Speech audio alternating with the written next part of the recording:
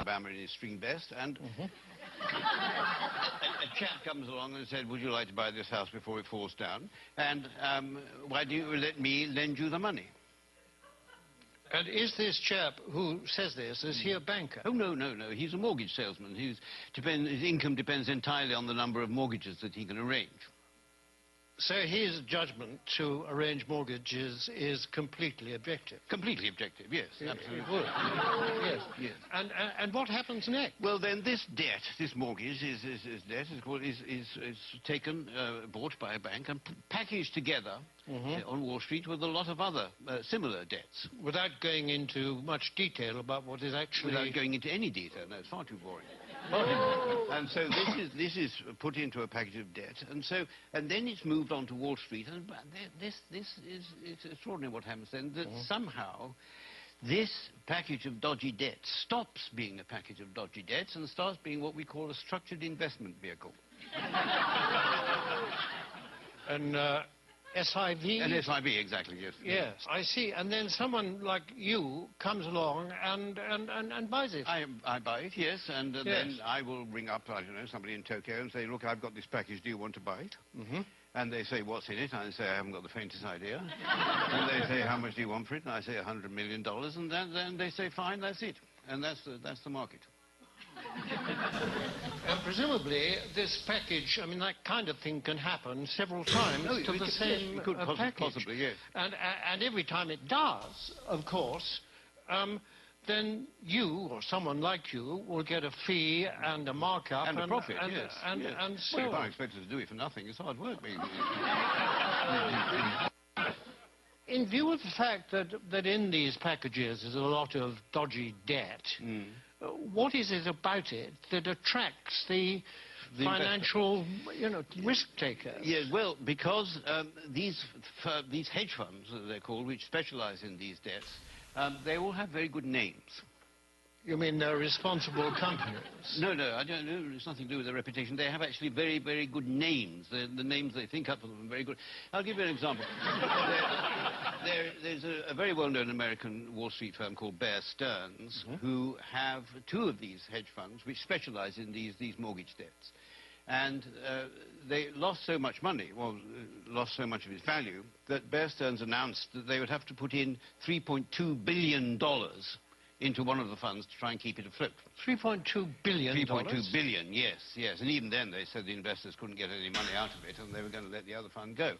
But one of these funds was called the High Grade Structured Credit Strategy Fund, and the other was called the High Grade Structured Credit Enhanced Leverage Fund. Well, that sounds very good. That's good, isn't it? Yes. Sounds very trustworthy. Actually, this is the magic of the market. What started off as lending a few $1,000s to an unemployed black man in a string vest has become a high-grade structured credit enhanced leverage fund. I like the sound of it. It is good. Well, it sounds very trustworthy. I mean, it's got good words in it. It's got words like high. High is good. High is good. Yes. Better than low, anyway, isn't it? Yes, absolutely. And structured is another good word. Very good. Enhanced. I love enhanced. Enhanced is very good. I mean, I'd buy anything if it said enhanced. Absolutely, yes. Yes. It might have been different if it said the unemployed black man in the string vest fund, but yes, because then alarm bells might start to ring. But despite these very plausible names, surely the reality is that the people that lent all this money have been incredibly stupid. Oh, no. The reality is that what was stupid is, for some point, somebody asked how much money these houses were actually worth.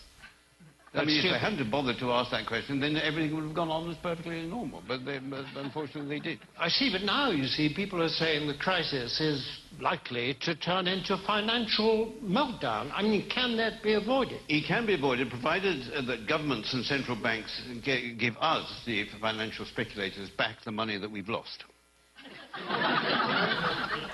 But isn't that rewarding greed and stupidity? No. It's rewarding what the Prime Minister Gordon Brown called the ingenuity of the markets. That is See, we don't want this money to spend on ourselves. We want this money just to go into the market so that we can carry on borrowing and lending money as if nothing had happened without thinking too much about it. Yes, but if the worst came to the worst and you didn't get this money, what then?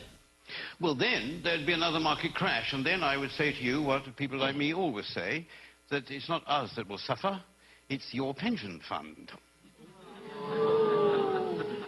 Thank you very much, George Parr. A pleasure.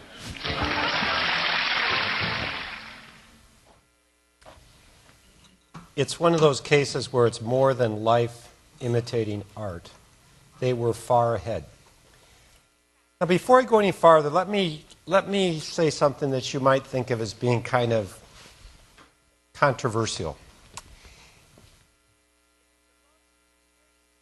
Basically, there are two approaches to knowledge. There's what you could call categorical knowledge and integrative knowledge. So if you were to think about what do accounting, inorganic chem, and library science have in common, they've got books of lists. And you memorize the list, you become knowledgeable, boom, you always win. In math, there's no such thing as a liberal mathematician. 1 + 1 always equals 2. And if you argue it, you'll lose. Frankly, that kind of knowledge never much appealed to me because I always figured if you could look it up, why should you memorize it? Integrative knowledge is different. Integrative knowledge is where 1 + 1 has an expected value of 2. If you do something stupid, it will catch up to you, but you can't predict when. Well, now a lot of people, especially politicians, are talking about personal motives. These greedy Wall Street bankers, these greedy borrowers, these greedy blah, blah, blah, blah, blah, blah. And it kind of reminds me why I studied economics. The reason that economics made sense to me is because if someone comes up to you and says, I don't wish to offend you, but I know I got to shake their hand and run like hell because they're about ready to unload, right? Your wife's fat and your kids are ugly.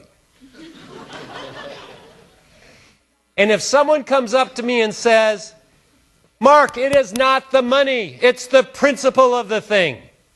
And then they proceed to document how it's really the money. Have you noticed?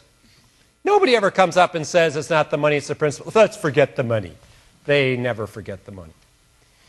So some of you can be offended with the notion of public servants who are greedy and stupid. You've seen the Al Gore documentary about global warming, all that. How many have seen that? It's a good show. The rest of you, I'd recommend you see it. The only thing that bothers me about it is that the tagline at the end of every sentence is, put me in charge. Markets don't work, put me in charge. Al Gore, as we know, invented the internet, right? And Bill Clinton was president during the biggest economic expansion of our lifetime, therefore he created it, right? In 1990, there was a little bit of a recession, and you'd expect 3-4 years later things to turn down a little bit. But new microprocessors came along, and that spurred a big investment boom in computers and whatnot. And that boom carried it right to the late 90s when the internet kicked in, and that kicked another boom of spending.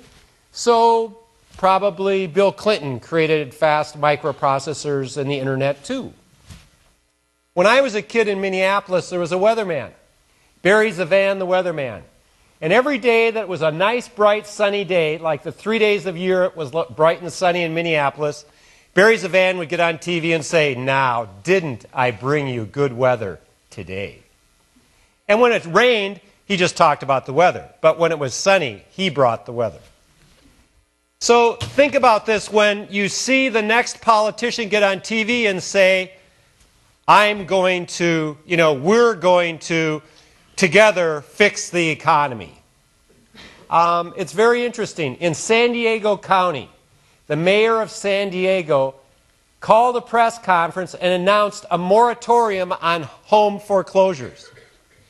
There will be no more home foreclosures in San Diego County. which was kind of an interesting thing to say because that's not in his job description.